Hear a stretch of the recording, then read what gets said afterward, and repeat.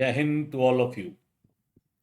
आप सबका एक बार फिर से स्वागत है और आज मैं आपके लेके आया हूं सरमत। सरमत जिसको नाम दिया है शैतान टू नाटो ने। नाटो का नेम जिसका है शैतान टू, और इस शैतान ने कर दिया है परेशान सारे के सारे नाटो और यूनाइटेड स्टेट्स ऑफ अमेरिका को। और उसका रीजन है क्योंकि इसके आने से entire United states of America, NATO countries और कोई भी जितने भी देश हैं पूरे वर्ल्ड के अंदर, they are within the range of operation of this missile. ये मिसाइल दुनिया के हर कोने में पहुंच सकती है और बहुत ही कम समय में। इसी वजह से इसने परेशान कर दिया है अमेरिका और नाटो कंट्रीज को।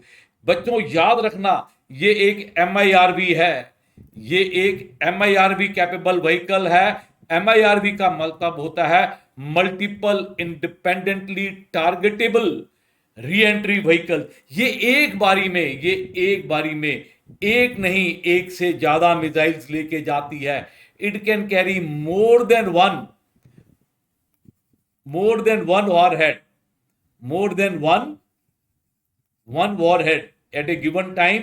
ये एक साथ बहुत सारे वॉरहेड ले जा सकती है और कई टारगेट्स को एक साथ अटैक कर सकती है। फॉर एग्जाम्पल, अगर एक छोड़ी जाती है मिसाइल, जिसमें एक ऐसी मिसाइल छोड़ी जाती है जिसमें फिनलैंड भी है, यूके भी है, फ्रांस भी है, इन सब में वो एक साथ eight a given time single missile के लॉन्च से ये मल्टीपल टारगेट के ऊपर अटैक कर सकती है। और ये सुपरसोनिक है, हाइपरसोनिक है जेंटलमैन। सुपरसोनिक तो छोड़ दीजिए, ये हाइपरसोनिक है और क्रॉस करती है 15 मैक से ऊपर की स्पीड। ये कवर करती है 15 मैक से ऊपर की speed. Therefore it becomes impossible for any system in the world to detect it.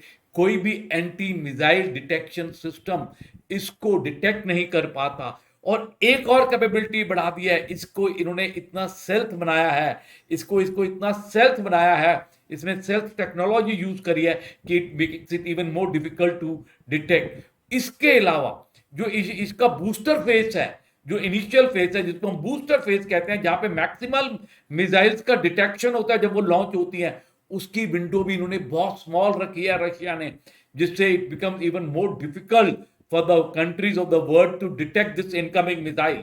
और जैसे मैंने कहा, it can carry a large number of load. It is an MIRV.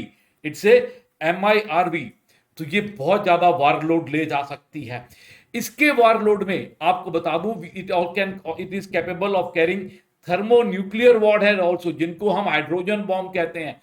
It can carry thermonuclear warhead also, जिसको कि हम hydrogen bomb कहते हैं। It can carry nearly around 10 heavy, it can carry 10 heavy nuclear bombs up to the weight of 750 kilotons. Okay, that means जो Hiroshima पे हुआ था उससे 500 टाइम ज्यादा डिवास्टेटिंग ये बॉम्ब होंगे। 500 बॉम्ब जो डिस्ट्रॉय करेंगे जो हिरोशिमा के थे, उसके इक्विवेलेंट ये हो जाते हैं। अगर ये 500 हैवी वॉरहेड नहीं ले जा रहा तो ये एक बारी में 15 लाइट वॉरहेड ले जा सकता है। It is nuclear capable as well as it can carry conventional warheads. It can carry both. और अगर ये वॉरहेड नहीं ले जा रखता, then he can take what is known as hypersonic glide vehicles YU-71 and YU-74। YU-71 model and YU-74 model के 24 glide vehicles ले जा सकता है, which are capable armament in itself. तो बच्चों, इसका आर्मामेंट लोड जो है वो बहुत बहुत बड़ा है। और जैसे मैंने कहा, इसकी स्पीड जो है हाइपरसोनिक है। It exceeds the speeds of more than 15 Mach. इसकी रेंज जो है 18,000 किलोमीटर है। और अब अगर इसके ऊपर कोई एनिमी की मिसाइल अटैक भी कर रही है, it has got anti missile capable system. इसके पास उनको डिसीव करने में, उनको डिस्ट्रॉय करने के लिए इसके पास एंटी मिसाइल कैपेबल सिस्टम्स भी हैं और इसमें ECM कैपेबिलिटीज भी हैं। It has got ECM capabilities. और it can not be, because of it high speed and low cross section, it is virtually impossible for it to detect by most of the system which are fitting all over the world.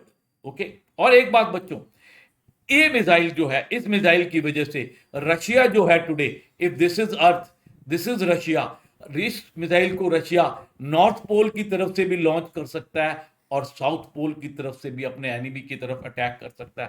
पहले ये होता था कि it was used to, all warheads were expected to come from north pole side if they are release from Russia, but with the introduction of Sarmat 2, it is quite possible now for Russia to launch these vehicles, and because of the range, it can go from North Pole as well as from the Arctic, अपना Antarctica की side से भी, north pole as well Antarctica की side से भी, दोनों side से ये अटैक कर सकता है, whichever side it wants to carry out the attack.